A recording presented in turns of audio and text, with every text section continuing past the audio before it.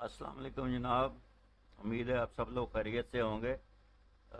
आज का ये एक नई वीडियो जो मैं लेकर हाज़िर हुआ हूँ, इसका नाम है एसी सर्किट्स। आज से हम एसी थ्योरी शुरू कर रहे हैं।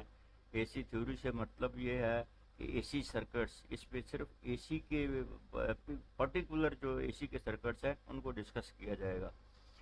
अ, इससे पहले मैंने आपको मैग्नेटिज्म के दो पार्ट्स में दो मैग्नेटिज्म आप लोगों को पढ़ाई थी। मैग्नेटिज्म एक ऐसा टॉपिक है कि अगर मैग्नेटिज्म दुनिया में इजाद ना होता, मैग्नेट इजाद ना होता, तो ना दुनिया में जनरेटर बनते, ना दुनिया में मोटरें बनती, ना दुनिया में जो है ट्रांसफार्मर्स बनते, ना ही बिजली बनती। तो ये बहुत सारी तरक्की जो है ये मैग्नेट की मुन मिन्नत है।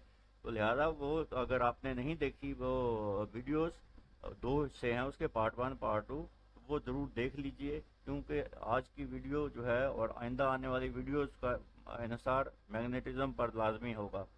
तो चलिए शुरू करते हैं आज की वीडियो एसी सर्किट्स। जल्दी जल्दी मैं इसको ख़त्म करने की कोशिश करता हूँ। Strange phenomena, you know the fundamental difference between AC and DC. AC और डीसी में आपको फ़र्क पता चल गया है। बट एसी है some special particularities all its own, यानी इसमें कुछ स्पेशल पिकुलरिटीज़ हैं जो इसकी अपनी हैं, जो डीसी में नहीं होती। These are very useful in modern days, so must be learn. ये कहता है कि ये आजकल के दौर में बहुत ज़रूरी हैं, जो इसकी वजह से हम बहुत सारी तरक्की की है दुनिया ने। Did you know that AC coil can be built with only 1 ओम। कहता है 1 ओम से कॉयल बनाई जा सकती है, और 220 वोल्ट अगर उसमें से दिए जाएं उसको, तो दूसरी तरफ 1 वोल्ट भी नहीं गुजरेगा, यानी टोटल वो ब्लॉक कर लेगा। जबकि डीसी में ऐसा नहीं होता। डीसी के कॉयल में आप 220 वोल्ट दें, दूसरी तरफ भी 220 वोल्ट मिलेंगे आपको।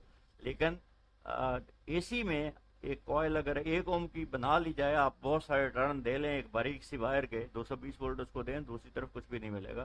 सारा इसकी जो कॉयल की जो एक्स एल है, इंडक्टिव रिएक्टेंस है, वो उसको रोक लेगी। फिर कंडेंसर जो है, which is made of insulator material, will conduct large alternating currents through it. ये कैपेसिटर्स जो होते हैं, इसको कंडेंसर भी कहते हैं, कैपेसिटर भी कहते हैं। इसके थ्रू एसी बहुत बड़ी तादाद में गुजर सकती है, जबकि डीसी इसमें से बिल्कुल नहीं गुजर सकती है। तो ये इस का बड़ा फर्क है। ये एक साइन वेव है। ये अगर आप अप्लाई करें किसी रजिस्टर को, मैंने यहाँ एक मिसाल दी है, ये 0 है, ये 1 इसको कह लें, ये 2 है, ये 3 है। तो 1 पे 0 वोल्ट है, और ये अगर हम एक रजिस्टर को दें तो 0/100, यानी आप ये देखें जो फार्मूला है इसका, इसको मैं इधर कर देता हूँ।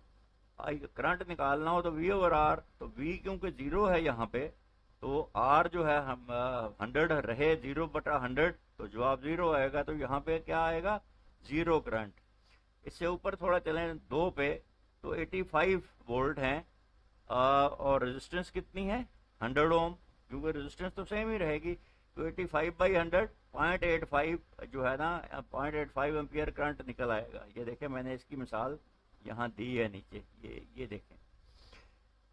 तीसरा इंस्टेंस जो है, तीसरी जो जगह है, या तीसरा जो पैमाना हमने लिया है, वो है 3 जिसपे 170 वोल्ट है। ये 170/100, तो इसको अगर आप डिवाइड करें तो ये करंट तकरीबन निकलेगा 1.7 एम्पियर। तो 1.7 एम्पियर या मैक्सिमम, ये मैक्सिमम करंट है इसका, क्योंकि इससे ज़्यादा करंट की पीक तक पहुंच चुकी है साइन वेव, इससे ज़्यादा वोल्टेज इसमें आएंगे नहीं। तो these voltages values are instantaneous values, ये आप याद रखें, ये इनकी उस वक्त की वक्ती वैल्यूज हैं उसकी। यहाँ पे उसकी अलग वैल्यू है, यहाँ पे अलग है, यहाँ पे अलग है, यहाँ पे अलग है, इसको कहते हैं इंस्टेंटेनियस वैल्यू। और ये हर वक्त चेंज होती रहती है, बदलती रहती है। नंबर आगे चलते हैं, effective value. if you want to know the effective value of the instantaneous value, just multiplied by 0.707। कहता है अगर आप उसकी इफेक्टिव वैल्यू आप देखना चाहते हैं एसी की, तो जो भी वैल्यू है आपकी, उसको 0.707 से मल्टीप्लाई कर दें, आपके पास इफेक्टिव वैल्यू आ जाएगी। मैं आपको ये समझा दूं कि इफेक्टिव वैल्यू होती क्या है। इफेक्टिव वैल्यू बेसिकली एसी क्योंकि वेरी करती रहती है, इसमें जीरो भी आते हैं, कम वोल्टेज भी आते हैं, ज़्यादा भी आते हैं, जबकि डीसी कांस्टेंट होती है। तो इफेक्टिव वैल्यू वो होती है जो एसी के वही वोल्ट वैल्यू और डीसी की भी वही वैल्यू एक जैसा हीटिंग इफेक्ट पैदा करे। अगर उससे हीटर जलाएं तो डीसी भी वही हीट जनरेट करे और एसी भी वही हीट जनरेट करे, उसको हम कहते हैं इफेक्टिव वैल्यू। इसको आरएमएस वैल्यू भी कहते हैं। तो इसको अगर पीक वैल्यू आपके पास है या इंस्टेंटेनियस वैल्यू है, उसको 0.707 से मल्टीप्लाई करें तो ये आपका इफेक्टिव वैल्यू निकल आएगी। और अगर आपके पास इफेक्टिव वैल्यू है तो इसको 1.414 से मल्टीप्लाई कर दें तो आपके पास पीक वैल्यू निकल आएगी या इंस्टेंटेनियस वैल्यू निकल आएगी। आप ये सरप्राइज कर रहे हैं कि ये 0.707 क्या है। ये 0.707 इसी तरीके से है कि अगर 100 वोल्ट जो एसी के जो हीट पैदा करते हैं, वही 70 वोल्ट जो है डीसी के वही हीट पैदा कर देते हैं। तो इसलिए हमने हीट को बराबर पैमाना करने के लिए हमने ये रखा कि एसी को 0.707 से मल्टीप्लाई कर दें तो वो भी कम हो जाएंगे और वो बराबर हो जाएंगे उस डीसी हीटिंग इफेक्ट के। उम्मीद है आपको ये समझ आ गई होगी। फिर भी आपका कोई सवाल हो तो वो कमेंट्स में लिखिएगा, मैं आपको जवाब दूंगा इंशाल्लाह। पीक वैल्यू मैंने बता दिया, इंस्टेंटेनियस वैल्यू को मल्टीप्लाई करें, इफेक्टिव वैल्यू को मल्टीप्लाई करें 1.414 से। ये देखिए आप मल्टीप्लाई कर लें, ये आपको पीक वैल्यू मिल जाएगी। ठीक है, ये मिसाल मैंने एक साथ दी हुई है, ये आप यहाँ से रीड कर सकते हैं। All AC meters read effective value. ये याद रखें कि जितने भी मीटर्स हैं जो हम मीटर से एसी पढ़ते हैं या डीसी पढ़ते हैं, डीसी की तो खैर बात नहीं हो रही, यहाँ पे एसी की बात हो रही है, तो ये इफेक्टिव वैल्यू पढ़ता है, ये आरएमएस वैल्यू पढ़ता है मीटर जो है। यानी अगर डीसी का जो हीटिंग इफेक्ट है ये वही वैल्यू पढ़ता है। Point to be noted that meters read steady value. Meters जो है वो स्टेडी वैल्यू पढ़ते हैं। ये जो साइन वेव ऊपर नीचे जा रही है ना, ये उसके साथ साथ मीटर नहीं पढ़ सकता इतनी तेजी से, तो इसलिए मीटर हमेशा इसकी स्टेडी वैल्यू पढ़ता है। जबकि एसी की साइन वेव हमेशा चेंज हो रही होती है और उसकी डायरेक्शन ऑफ करंट फ्लो भी चेंज हो रही होती है, लेकिन फिर भी मीटर जो है वो स्टेडी वैल्यू पढ़ते हैं। 3 प्योर सर्किट्स होते हैं, ये याद रखिए। एक रेजिस्टिव जिसको हम आर कहते हैं, दूसरा इंडक्टिव रिएक्टेंस इंडक्टिव सर्किट इसकी भी रेजिस्टेंस होती है, इसको एक्सएल कहते हैं। और फिर एक होता है कैपेसिटिव रिएक्टेंस, उसकी रेजिस्टेंस को या उसकी इम्पीडेंस को एक्ससी कहते हैं। तो इन तीनों को, रेजिस्टेंस को, एक्सएल इंडक्टिव रिएक्टेंस को और कैपेसिटिव रिएक्टेंस को ओम्स में ही मेयर किया जाता है। तीनों को ओम्स में ही मेयर करते हैं। Please note that DC circuit resistance alone limit the current flow. आप ये याद रखें कि डीसी में सिर्फ रेजिस्टेंस करंट फ्लो को लिमिट करती है, कम करती है, लेकिन एसी में ये बाकी दोनों चीजें यानी इंडक्टिव रिएक्टेंस और कैपेसिटिव रिएक्टेंस भी एसी की लिए रेजिस्टेंस पैदा करती हैं, वो उसको करंट को लिमिट कर लेती हैं, ये याद रहे। इसके बाद है pure resistive circuit. Pure resistive circuit में एक चीज जो याद रखने वाली है वो ये है कि करंट और वोल्टेज वेव फॉर्म्स आपस में इन फेज होती हैं। क्या होती हैं? इन फेज होती हैं। यानी अगर करंट राइज हो रहा है, वोल्टेज राइज हो रहे हैं तो करंट भी राइज हो रहा है, वोल्टेज फॉल कर रहे हैं तो करंट भी फॉल कर रहा है, वोल्टेज जीरो हो गया करंट भी जीरो हो गया, तो ये इन फेज कहलाता है। तो प्योर रेजिस्टिव सर्किट में वोल्टेज और करंट इन फेज होते हैं। फिर प्योर इंडक्टिव सर्किट होता है। प्योर इंडक्टिव सर्किट में वोल्टेज जो है वो लैग करते हैं करंट से बाई 90 डिग्री। ये देखिए, ये जो हिस्सा है ये वाला, ये 90 डिग्री ये करंट की वैल्यू है और ये वोल्टेज है।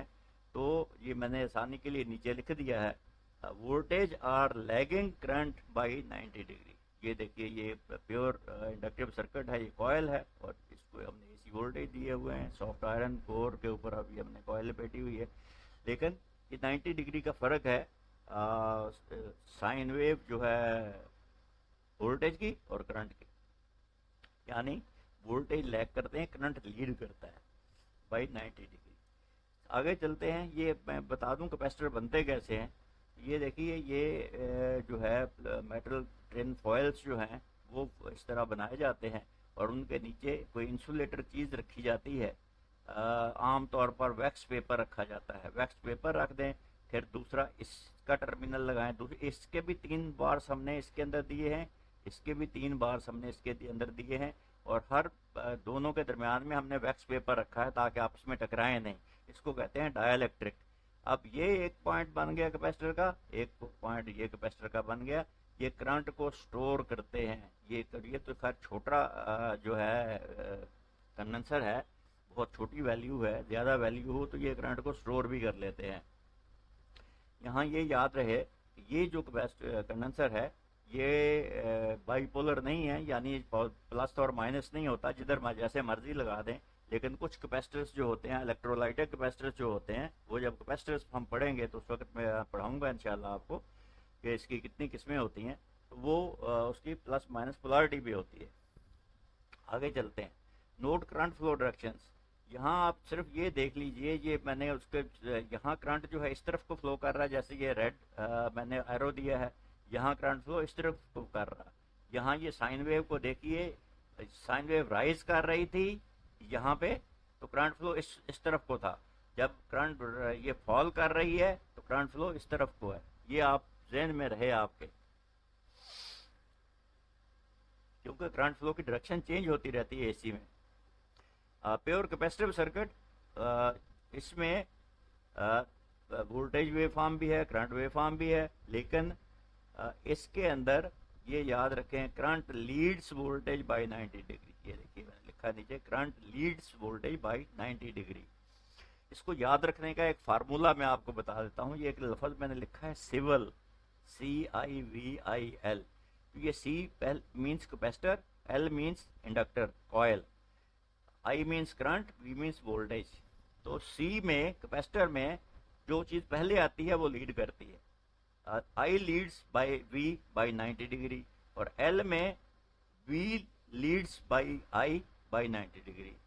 तो उम्मीद है आपको ये समझ आ गई होगी। ये मैंने आपको आसानी की याद करने के लिए सिर्फ बताया है। आगे चलते हैं, बिहेवियर ऑफ कैपेसिटिव सर्किट्स।